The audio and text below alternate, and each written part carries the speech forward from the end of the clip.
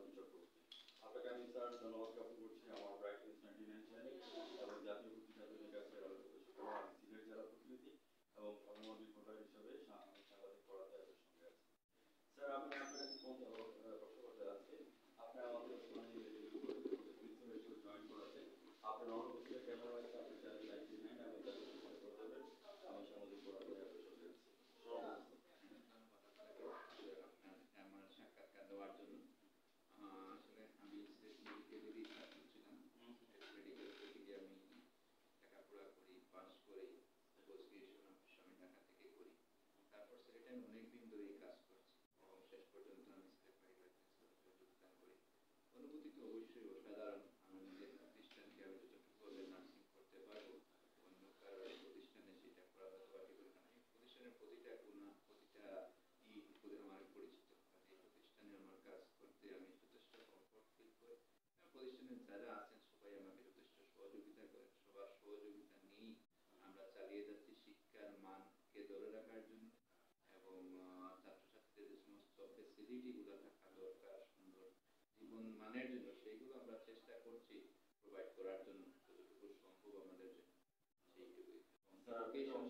Educational quality ইমপ্রুভমেন্টের জন্য আমরা এডুকেশনে বিভিন্ন মিডিয়া ইউজ করছি এবং মডার্ন মিডিয়া ইউজ করার জন্য আমরা চেষ্টা করছি। আমরা হয়তো সামনে আমাদের সিমুলেশন ল্যাব হবে, সেখানে স্টুডেন্টরা তাদের প্র্যাকটিক্যাল ওয়ার্ডে রোগী দেখার আগেই সিমুলেশন সেই রোগীগুলোকে আর্টিফিশিয়াল বডির উপর কাজ করবে, কাজ করে যখন রোগী দেখতে যাবে তখন রোগীদের তাদের লার্নিংটাও বেশি হবে, রোগীদের জন্য সেটা অনেকটু কমফোর্টেবল হবে বলে মনে হয়।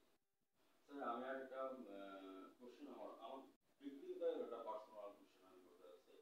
যেহেতু স্যার আমি রোড অ্যাক্সিডেন্ট করেছি, রোড অ্যাক্সিডেন্টের মধ্যে ডাক্তার বলেছে যে আরএমও করা। তো আরএমও এটা কি জন্য কেন করা এই কথাটা আমি আপনাকে অর্থোপেডিক সার্জারির বিষয় তো এই বিষয়টা আমি যখন ইন্টারনাল মেডিসিনের লোক হিসাবে আসলে ওই জায়গাটুকু আমি ক্লিয়ার আউটস্ট্যান্ডিং প্রেজার স্যার আপনি অসংখ্য ধন্যবাদ আপনার কথাটা তুলে ধরার জন্য। স্যার বর্তমান সরকার মমতা বন্দ্যোপাধ্যায় ওনার দেশে গেছেন এবং একজন উপদেষ্টা সচিব আছে জয় ডিজিটাল বাংলাদেশ সম্পর্কে বলেছেন 2021 থেকে 2041 সালের মধ্যে আমাদের দেশটি ডিজিটাল বাংলাদেশ করবে। অবশেষে আমরা ডিজিটাল গান ইয়ে করে আজকে গান করে আমরা 2021 পার করে আজকে 2021 থেকে 30 সালে যে গোলটা বলেছে সেটা হচ্ছে এমডিজি গোলের মধ্যে আমরা পদার্পণ করেছি। অর্থাৎ এমডিজি গোল ডান, এসডিজি গোলের কথা করেছি। তো সাস্টেইনেবল ডেভেলপমেন্ট গোলকে সামনে রেখে কিছু কথা বলতে সম্মানিত প্রিন্সিপাল স্যার। আমরা কিন্তু মেডিকেল এডুকেশন কিন্তু স্মার্ট বাংলাদেশ গড়াতে পিছিয়ে নেই। Smart education, smart device, smart everything, সবকিছু স্মার্ট স্টুডেন্ট এবং স্মার্ট টিচার, এভরিওয়্যার স্মার্ট, এবং সেখানে আমরা ডিজিটাল প্রযুক্তি সব জায়গায় ব্যবহৃত হচ্ছে এবং স্টুডেন্টদের সাথে আমাদের ক্লাসরুম ডিজিটাল ক্লাসরুম ইউজ হচ্ছে এবং ওই যে আমাদের ব্লেন্ডেড এডুকেশন রিসেন্টলি এবং হাইব্রিড ব্লেন্ডেড এডুকেশন সেই সিস্টেমটাও কিন্তু রিসেন্টলি আমরা শুরু করে দিয়েছি। সেখানে অনলাইন অফলাইন দুইটাই একসাথে চলতে থাকবে। এইভাবেই আমাদের এডুকেশন আগাচ্ছে। আমাদের ল্যাবরেটরিগুলোকে ডিজিটালাইজ করার আমরা চেষ্টা করছি।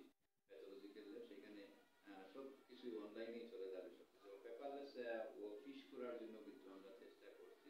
এই জন্য আমরা যেমন ই ফাইলিং বা ডি ফাইলিং শুরু করে দিয়েছি, ই নাম্বারিং আমরা শুরু করে দিয়েছি এবং সামনে হয়তো আমাদের অফিসটাও পেপারলেস হয়ে যাবে। স্টুডেন্টরাও স্মার্ট বাংলাদেশের স্মার্ট ডক্টর হিসাবে ওরা বাইরেও এবং দেশে এবং বিদেশে ওরা সমান তালে কাজ করতে পারবে বলে আমি আশা করি। স্যার আপনার কাছে আমি প্রিন্সিপাল হিসেবে প্রশ্ন করতে চাচ্ছি যে ডিজিটাল বাংলাদেশ মিশন পরিকল্পনা 31 কে সামনে রেখে আমাদের যে ডিজিটাল মেশিনগুলি আছে এখানে কি কি মেশিনগুলি আমাদের ডিজিটাল আছে? আমাদের এখন বর্তমান মেশিন সব অলমোস্ট সবই ডিজিটাল আছে। ওদের মেশিনগুলো সবগুলো হসপিটালে মেইনলি করে। আমার প্যাথোলজি ল্যাবে প্যাথোলজি ল্যাব আছে, আমার মাইক্রোবায়োলজি ল্যাব আছে, সেখানে সমস্ত ব্লাড কালচার বা বিভিন্ন কালচার মেশিন সেগুলো করার automated machine.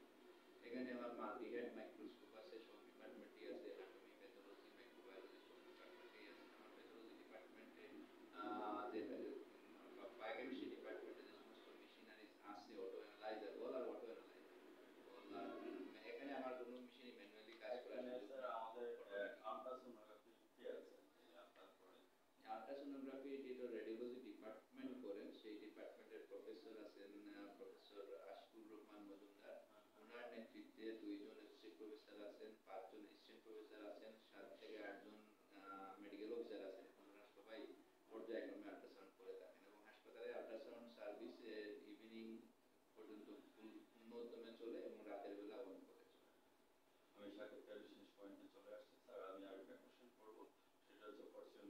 Dream and next goal?